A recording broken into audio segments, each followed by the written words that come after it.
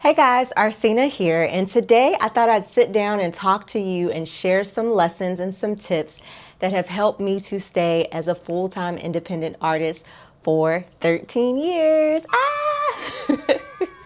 I'm celebrating 13 years of self-employment as a music artist every June, so last month was my anniversary. And today I thought, why not sit down and share with you some tips? I always get artists that reach out to me. They want to grab coffee and pick my brain. And I nicely point them to my artist consultations because time is money.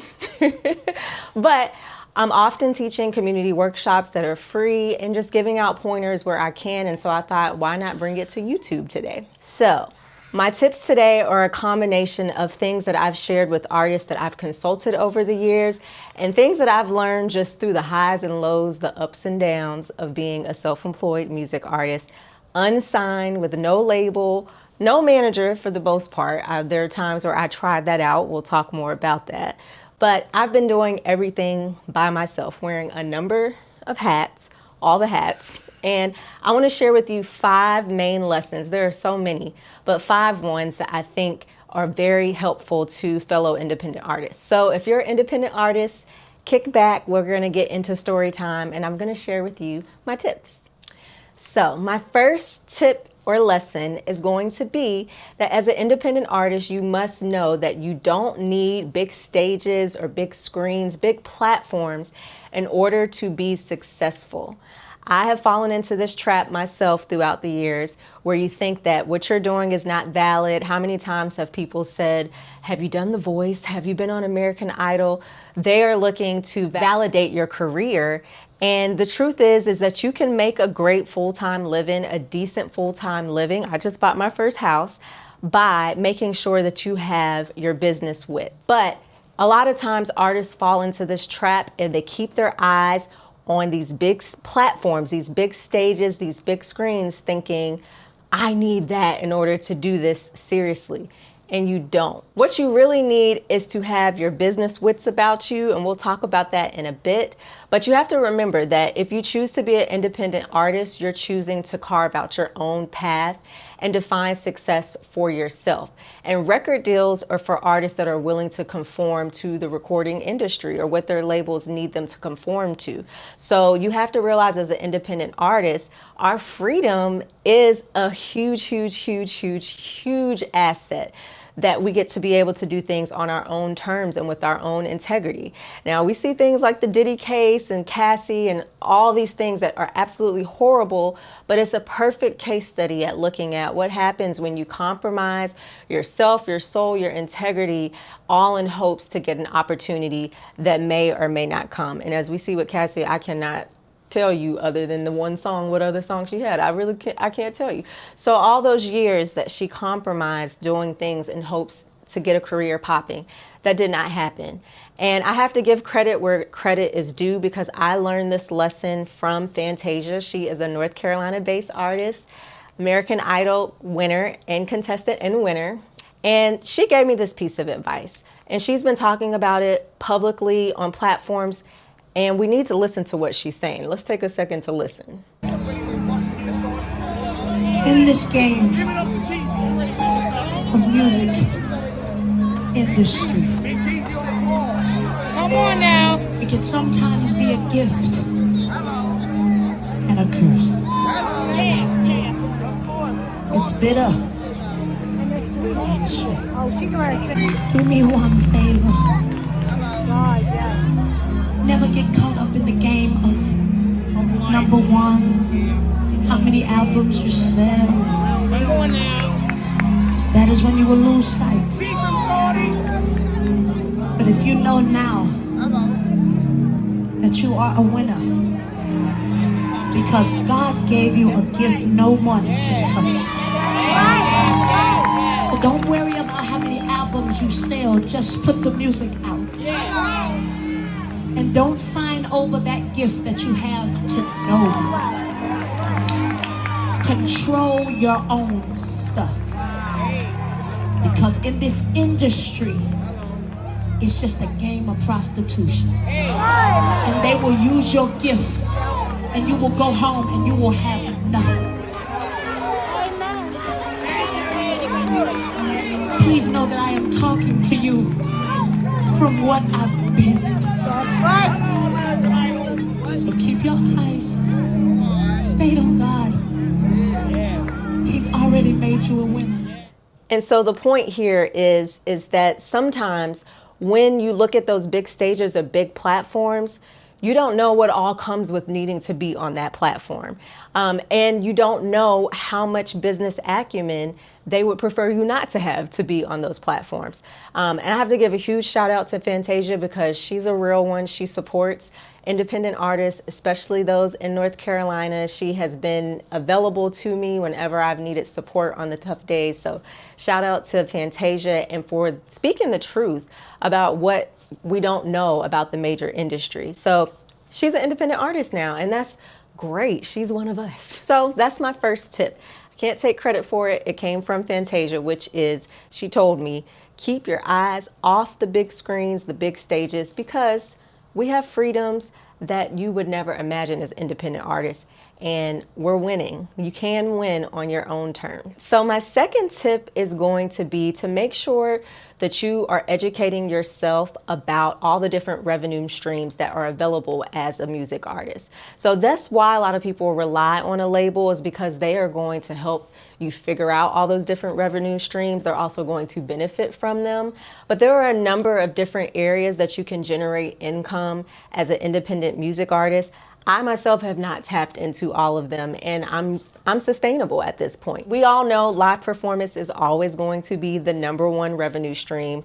Doesn't matter how advanced technology gets, nothing can compare to the energy that happens in a live performance, a live concert.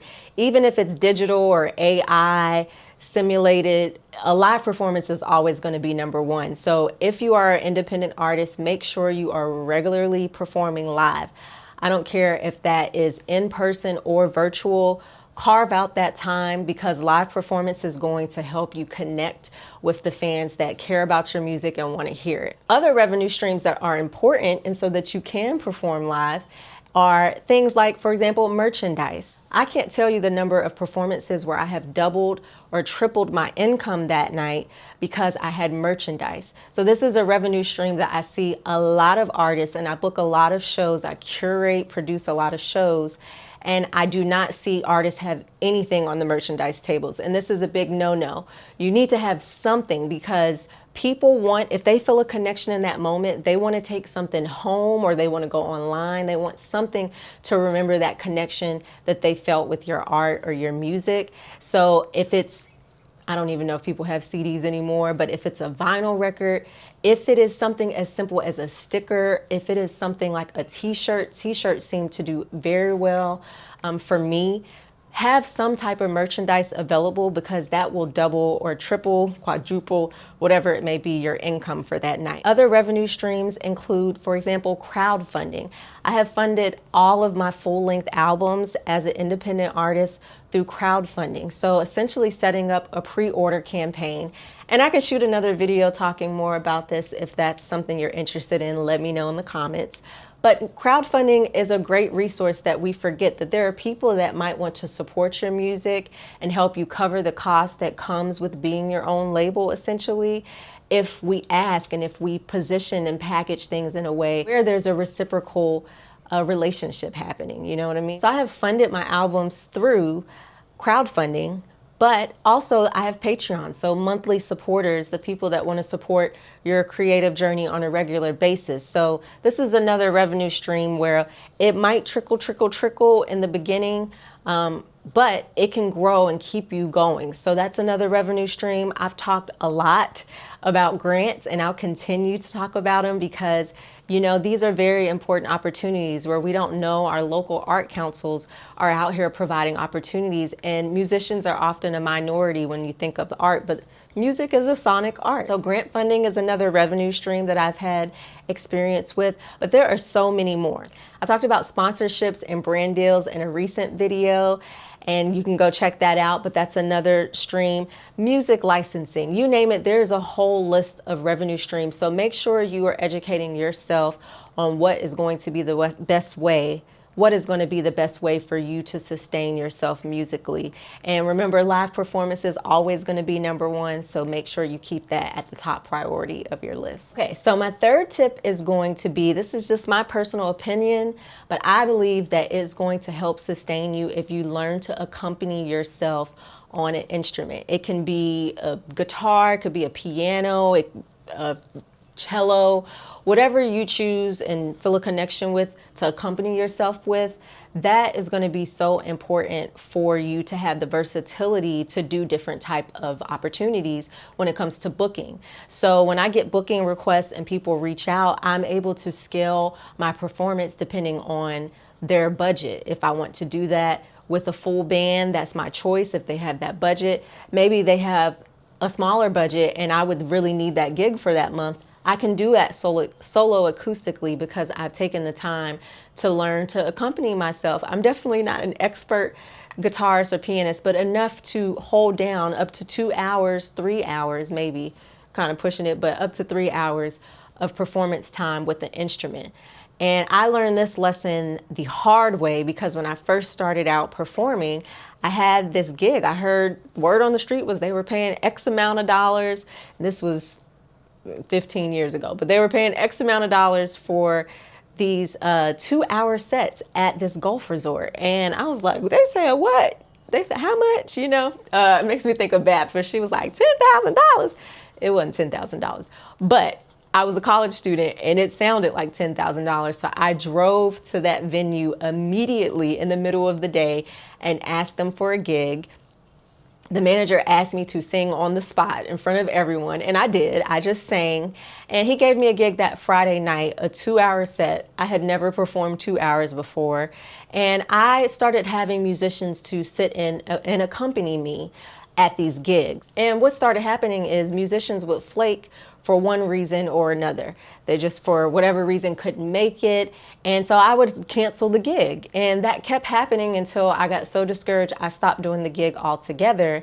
And the manager ran into me one day and said, you got to come back. People are asking about you at the resort. And I told my dad, rest in peace, he's not here anymore, but I told my dad and he said, girl, you got to learn that guitar good enough to where the show goes on regardless. And my mother told me she would see back in the day with my dad that at his gigs, he's from Detroit, so he dealt with a lot more tension than I probably ever did with musicians back then in Motown and all that. But she would say, no, I'd watch your father sometimes have to fire someone on the spot, and then he would program in that part that he needed at the gig. And so the point is that I needed to learn to play so that whether the musicians came or not, I could do that. You get a different level of respect from the musicians when they see that you have taken the time to learn the music, and they also know that you can go on without them. So you also get a different level of respect when they know that you can just do the gig alone. So that would be my third piece of advice. And so my fourth lesson or tip is going to be to invest your energies where your fans are. Fans and followers are two different things. They are not the same. Followers are people that often like to be entertained by you for free. And fans are people who believe in your product, your service, your music, whatever, enough to actually invest in it. And so this tip is something I've had to learn because I can't tell you the amount of times that I've wanted to have a certain following on a different platform and didn't get the engagement that I would have liked. But really, I had to focus on where my fans were online. Are they on Instagram? Are they on TikTok? Are they on Facebook? Are they just checking their emails? Where are they at? And I'm probably leaving out so many other different options, but expend your energies where your fans are, not your followers. There are people that have lots of followers, but they cannot pack out a room at all. And so that goes to show that they are putting their time and energy into entertaining people who would never actually come out to support them. And I've learned that myself as well too. And so you really need to just make sure that you're not trying to dominate on all social media platforms, and you're going to expend your energy focused on too many things at once. If you notice, okay, my demographic that tends to like my music, they tend to be on Facebook, which is somewhat of an older crowd, but I'm here for it because I be on Facebook too. Then spend your time on Facebook. If you notice, I have a friend, she says TikTok does it for her. She has way more engagement there. TikTok. But remember that fans are not followers, so make sure when we talk about engagement, we're talking about where your fans are. So when people come out to your shows or they buy your things, just ask them, like, how did you hear about me? Or how are you staying in touch with my work or my career? And spend your time there. Don't worry about getting 1 million followers on Instagram, 1 million followers on this or that. The important thing is, where are your fans? Because that's where your time and energy needs to go into updating them. I had someone recently reach out and ask that question about content creating and the exhaustion that comes with needing to keep content, keep up with getting regular content out on the different platforms and all the different types of content. But really, you need to dig deep and first find out, where are the people that care about what I'm doing? And then spend your time there. For me, I'm hoping that that's YouTube, and that's why I'm here, and that has been the case as of recently. But invest your energy, especially online, where your fans are. So my 5th tip is going to be, and it's so funny because they would use this term at my college all the time, which we would laugh and joke about, but now I'm realizing, like, okay, this is a lifeline. We were taught to be lifelong learners, and well, that doesn't sound fun or sexy, but the reality is you need to make sure you're committed to being a lifelong learner. As an independent music artist, I've shared with you guys, I'm working on my master's in music business, and people have asked, why are you doing that? You don't need a master's in music business. But I enjoy learning. I'm constantly learning. Even if I were not working on my master's, like this summer, I'm taking the summer off from school. I'm taking other classes from investors, private investors, capitalist investors, because I enjoy learning. I'm constantly reading different books. One book that I recommend and that changed my life is The Artist Way by Julia Cameron, and I'll be hosting a creative cluster meetup later this fall for those that want to work through that book together. But I am constantly just pouring in information because times are changing and you want to make sure you're changing and growing with them. And so make sure you're staying on top of that.